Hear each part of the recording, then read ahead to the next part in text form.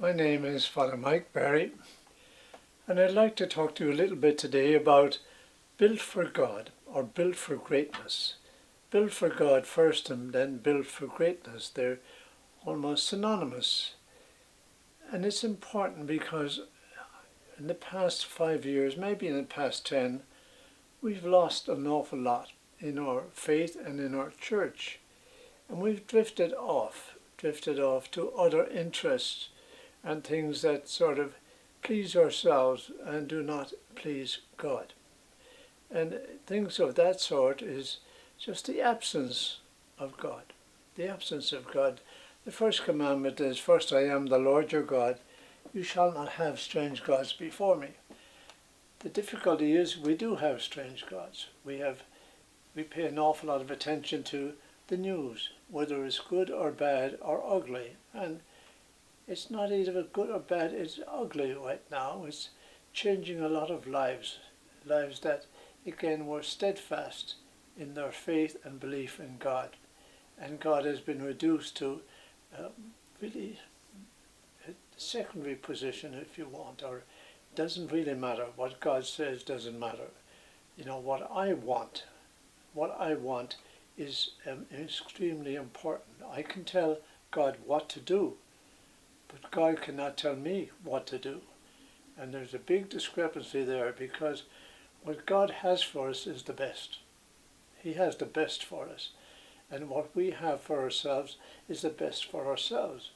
So often confused with the worst. It's evil so many times. If God is not in the mix, then we're doing it without any sort of a force, or without an energy, without motivation. And I think that's one of the key words that we need to focus on. Motivation. Are we motivated by God, or are we motivated by other interests, such as pleasure, such as greed, such as, being successful in life?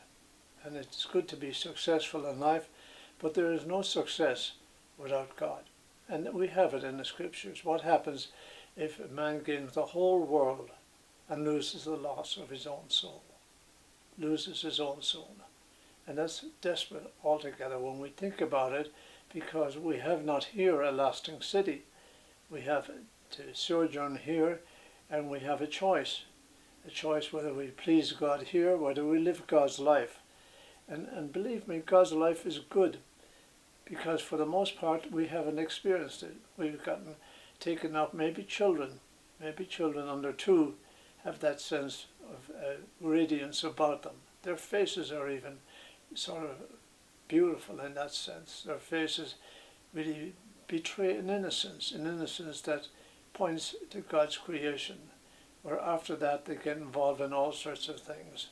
And by the time they're 10 or 11 or 12, it's all about me now, not about God. And we have people who say, well, I was brought up in the church. I was brought up by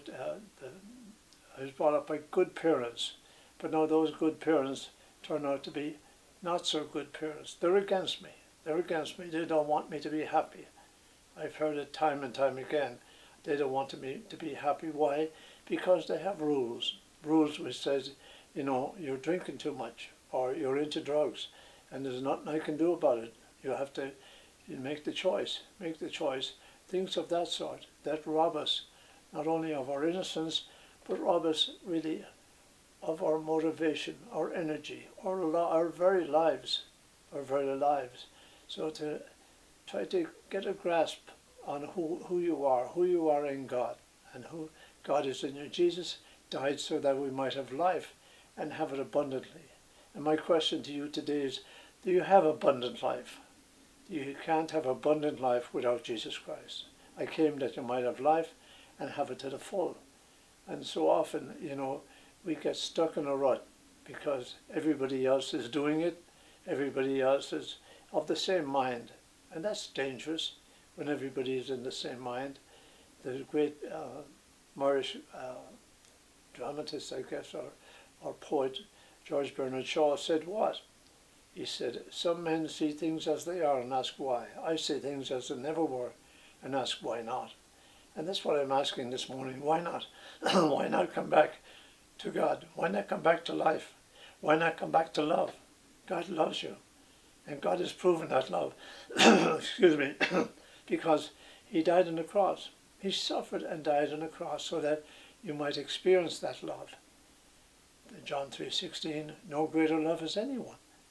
And God did that for us. And when we sort of look at it, even in a rational sense, a reasonable sense, from the beginning, that was God's plan, that we will be one with him. And as it says in John 17:21, I pray that they all may be one as we are one, Father and Son, that they might be one in us, not one in themselves, but one in us. And again, if we're honest with ourselves, we can see that, I can even see many times in my life how I drifted off to do my own thing, to look for fame, to look for success, to look for approval, all of those things. And the best approval is God. I have loved you with an everlasting love. And that doesn't diminish, only if we decrease it of ourselves. And we do a good job in doing that.